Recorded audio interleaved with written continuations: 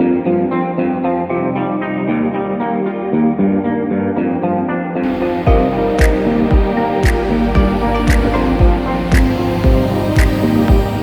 Guillaume Lassonnière, directeur du service archéologique de la ville de Seclin.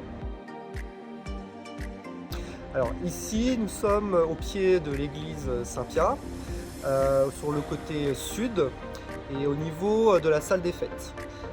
Nous intervenons dans le cadre d'un projet d'extension de la salle de fête pour une réhabilitation en salle de spectacle et nous sommes tombés sur l'ancien cimetière paroissial qui était rattaché à l'église. Alors nous avons découvert bien évidemment des sépultures. Pour les plus récentes, elles remontent au XVe siècle. Puis sur quasiment 2 mètres de stratigraphie, donc de profondeur, nous avons tout l'ensemble du cimetière paroissial, de son occupation originelle du Xe siècle, donc jusqu'au XVe siècle. Et la belle surprise, c'est que sous ce cimetière paroissial, nous avons découvert d'autres tombes plus anciennes. Nous sommes tombés sur des tombes de l'époque mérovingienne, c'est-à-dire après l'époque romaine, donc environ vers 450-650.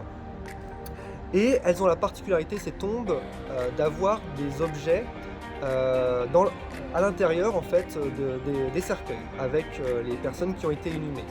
Donc ici, nous avons particulièrement un individu qui a été enterré avec sa ceinture. Nous avons retrouvé la boucle en bronze, ainsi qu'un vraisemblablement un petit couteau qui s'est retrouvé à proximité de son bras gauche. Alors là, on est plutôt ce que nous on appelle le proto-mérovingien ou le mérovingien ancien. Donc on est vraiment au tout début de la période. Donc on serait plutôt du temps de Clovis et de ses fils.